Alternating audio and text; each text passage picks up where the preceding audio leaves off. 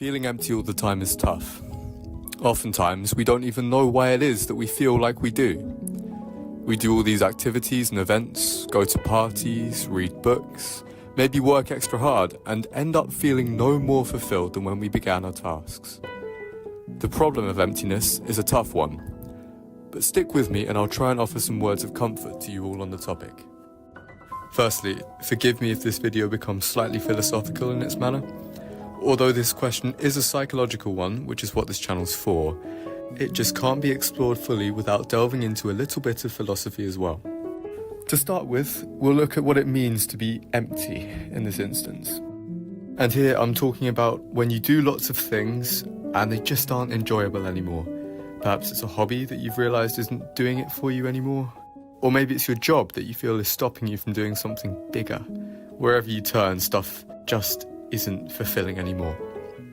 And this loss of interest, known as anhedonia, is a hallmark of depression, and it can make your life feel emptier. Now here's the philosophical part. Stick with me, it will be over in a moment. Okay, here goes. If we zoom out for a moment and consider what would make an activity or a task fulfilling, many would say it's the effect it has, perhaps on others or on our surroundings. And doing an activity with a big impact makes us feel fulfilled because we're doing something with a purpose. Okay, let's zoom out even further. Everything we do, no matter what, will eventually crumble into dust one day, millions of years into the future. Now, with this in mind, how can anything at all be fulfilling if what we're doing is temporary? This is why Pascal writes that there's a God-shaped vacuum in every man. What he means is that because God is eternal, permanent, and perfect, God can fulfill us in a way nothing else can. But now is not the time to push religion, even if it's something I firmly believe in. Let's now shift our focus and look at some ways that I believe you can feel more fulfilled in your actions. Number one, just because your life lacks grandiose purpose on the universal scale, doesn't mean that you can't take joy from giving yourself purpose. For example, although I know that going to the gym is an essentially meaningless task, as this body will one day just become fertilizer, I can still take joy from the purpose of the exercise, which is to keep my body fit and healthy.